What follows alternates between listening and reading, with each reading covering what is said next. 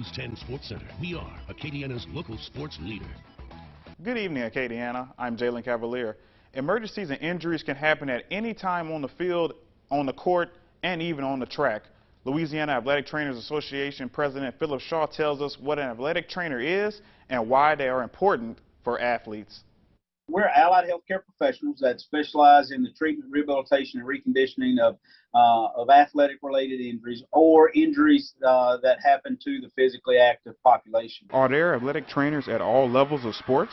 Here within the state of Louisiana, there is not a law or a requirement that says a high school has to employ an athletic trainer. That may be the case, but even without an athletic trainer, Lafayette General's Director of Sports Medicine, J.D. Boudreau, says all high schools are prepared. Reviewing emergency action plans and making sure the coaches and administrators know what to do in times of emergency is also another role of our local athletic trainers. As you can see with the DeMar Hamlin situation, it only takes one of those incidences to really bring to light exactly what we do. And what they do is save lives. Buffalo Bills safety DeMar Hamlin suffered a cardiac arrest on January 2nd. Hamlin's life was saved by a Bills athletic trainer who gave him CPR and administered an AED on the field. But what is an AED? Automated external defibrillator. Anywhere you have large crowds or groups, you should have one. And what it does is, if a person goes into a cardiac event or goes unconscious, is unresponsive, you can hook up pads to the person, and it tells you whether their heart is beating or not. It tells you to do CPR. It tells you if they need a shock.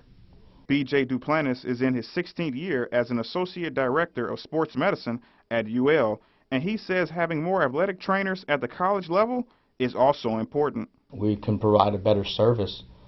The more of us there is, there's 450 student athletes that we service and 11 athletic trainers.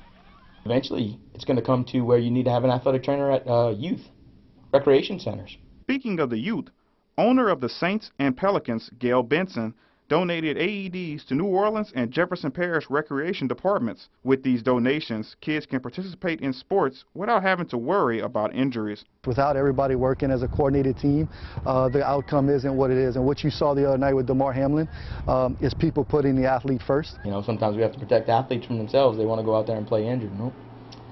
We need to back off. We need to keep you safe. We need to have you for a long haul.